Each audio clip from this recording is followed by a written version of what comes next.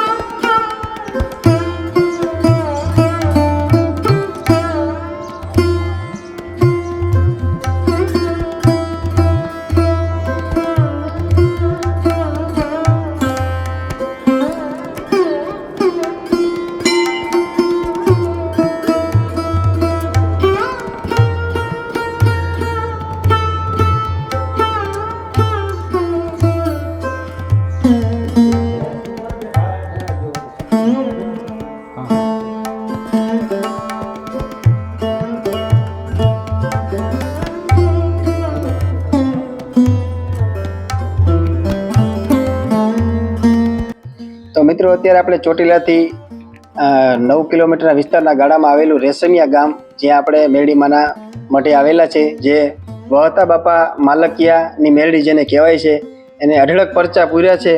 તો આજે આપણે મઢની અંદર પ્રવેશી દર્શન કરી લીધા છે અને હવે આપણે મંદિરના જે દેખરેખ જે બધું કામ સંભાળે છે જવરા બાપા, એમની પાસેથી થોડું ઘણું આપણે જાણીશું। તો જવરા બાપા, અમને એ જણાવો કે મંદિર આ જે મઢ છે માલકિયાનો, એ કેટલા વર્ષ જૂનો છે? રેશમિયા મેલડીમાંનો મઢ આપણે માલકિયાનો લગભગ 400-450 વર્ષનો હશે જૂનો મઢ। પછી અહીંયા વહતા બાપા થઈ ગયા માલકિયા, અને એમના દીકરા ભલા બાપા થઈ ગયા, અને પછી માતાજીએ એ 3 પેઢીમાં માતાજીએ બહુ પરસા પૂર્યા છે રેશમિયા મેલડીમાંના। મિત્રો, ખાસ વાત એ કે અહીંયા 24 કલાક પ્રસાદીનું આયોજન હોય છે। જ્યારે ગમે ત્યારે તમે કદાચ અહીંયા દર્શન કરવા માટે આવો તો અહીંયા કોઈ પણ માણસ ભૂખ્યું પાછું નથી જતું। અહીંયા પ્રસાદી રૂપે ગુંદી, ગાંઠિયા, શાક, ચાપડી, જે મિત્રો કહેવાય છે કે તમે અહીંયા કદાચ તાવો માન્યો હોય ને તો તમે મંદિરની અંદર ખાલી પ્રવેશશો ને તો પણ તમારો તાવો એ મેળીમાં સ્વીકારી લે છે। એ આટલી અહીંની આસ્થા છે, માતાજીનું સત્ય છે। અહીંયા તોરણિયા લીમડા નીચે, અને ખાસ વાત એ કે તોરણિયા લીમડા નીચે હનુમાન દાદા બિરાજમાન છે। તમે ઘણી જગ્યાએ હનુમાન દાદાનું સ્થાન જોયું હશે કે જે દક્ષિણ દિશા તરફ હોય છે, અને અહીંયા દક્ષિણ દિશા તરફ માતાજીનું સ્થાન છે, અને જે બાજુ સૂર્ય ઉગે છે તે તરફ હનુમાન દાદાનું સ્થાન છે। તો એક અહીંયા આ મેળીમાંનો એક ખરેખર અદ્ભુત ઇતિહાસ છે। મિત્રો, અહીંયા 300 વર્ષ પહેલા એક જે માતાજીએ પરચો પૂરેલો છે, એ પરચા વિશે હું જવરા બાપાને કહીશ કે થોડુંક મને જણાવે। અહીંયા 300 વર્ષ થયા છે તે માળિયા ગામના મિયાણા આવ્યા હતા અહીંયા ચોરી કરવા, હાંડિયા લઈને। પછી એને આ માતાજીની જો બારી રહી ને એ નિશાની છે, આ બારીએથી પછી અહીંયા કણે અંદર આવ્યા, માતાજીના સતર ને એવું બધું લીધું, અને કાંક રૂપિયા હતા એ લીધા, અને પછી આમ બહાર નીકળ્યા એટલે આંધળા થઈ જાય। પછી પાછા માતાજીના લીમડા ઠેવા ભાળે એમ કરીને હવાર પડી ગયું। પછી હવાર પડ્યું એટલે બધાને ખબર પડે કે આ તો માતાજીની ચોરી કરવા આવ્યા હતા સોરા। પછી અહીંયા કણે વહતા બાપા હશે એટલે એ જાગ્યા, એટલે બધાને બોલાવ્યા અને બધાને ભેગા કરી, અને એનો માતાજીએ 12 મહિના એક તાવો દેવા આવવાનો એવો દંડ કર્યો માતાજીએ। અને પછી એને ખવડાવી અને પછી કાઢી ગયા, અને એક બંધાઈ ગયા માતાજી કાચથી મેં ચોરી કરવા ગયા નહીં જાવી।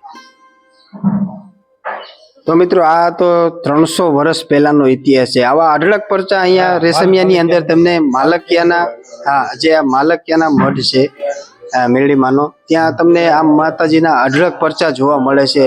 400 વર્ષ કરતાં પણ જૂનો આ મઢ છે મિત્રો.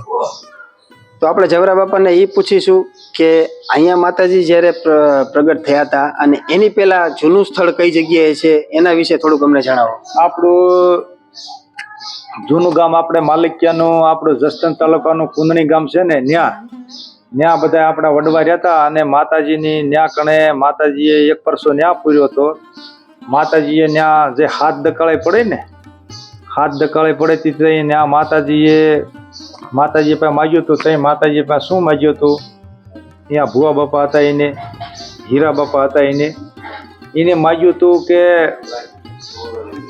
આ પાલકમાં ને તેને ₹1 આવશે અને ₹1 અને આ એક ડેગ તમારે હાથે ધોઈ અને આ મઢમાં મેલી દેવાની.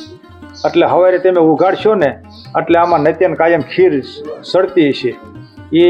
એટલે એ માતાજીએ બોલ દીધો. એ માતાજીએ હાથ દકળાઈને ઉતારી અહીંયાથી પછી વ્યા ગયા એટલે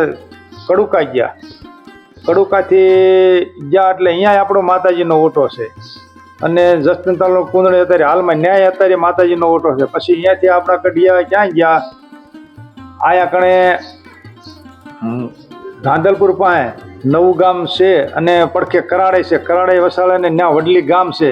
ત્યાં આપણા બધા વડવાની ખાંભીઓ બધી ત્યાં છે આપણે. ત્યાં કણે ન્યા રહ્યા, ત્યાં ઘણું રહ્યા. મોકા હારે આવી અને રાત રહ્યા. ત્યાં માતાજીએ ત્યાં શું કીધું?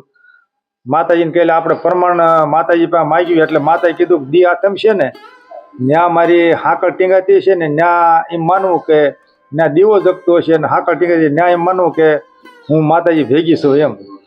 પછી મોકાઈ આવીને દી હાથમાં એટલે ત્યાં આમ જોયું કે બોડી હાકળ ટીંગાતી. પછી ત્યાં રાત રહ્યા. ન્યાય અત્યારે માતાજીનો ઓટો છે. પછી થોડોક ટાઈમ ખેરડી ગામ છે, ન્યા રહ્યા. ન્યાય માતાજીનો ઓટો છે. પછી એકાદી 2 રાત કાળા હારી રહ્યા છે, ન્યાય માતાજીનો ઓટો છે. પછી અહીંયા આવ્યા રેહમિયા અને અહીંયા માતાજીને પછી આ અમારા ગામના દરબાર છે અને તે આપણે ખેડૂ જાય છે એટલે આ ખેડૂ દરબારે કીધું કે આઈને રહી જાઓ અને પછી આઈને રહ્યા. એટલે આ પછી અહીં કણે બધું ગામ ફરી અને અહીંયા ભાણા દાદા આવ્યા. લો ભાણા દાદા દીકરા વહતા દાદા માલિકિયા અને આ માલિકિયાની મેલડી કહેવાય. ખૂબ સરસ.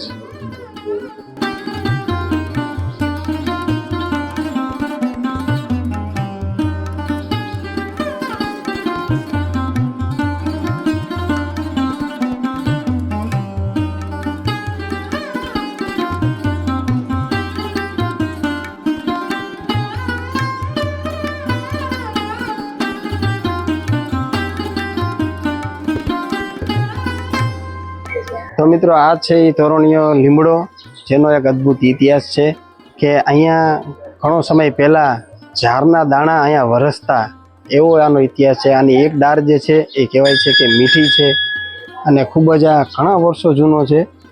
તો જોઈ લો તમે, આ દર્શન કરી લો. મેં આ લીમડાના જે તોરણીયો લીમડો તરીકે ઓળખાય છે રેશમિયા ધામની અંદર. તો મિત્રો આશા કરું છું કે વિડીયો તમને પસંદ આવ્યો હશે. વિડીયોને લાઇક કરજો, શેર કરજો અને કોમેન્ટમાં જય મેરડીમાં જરૂર લખશો. તો ફરી મળીએ આપણે આવા જ નવા વિડીયો સાથે.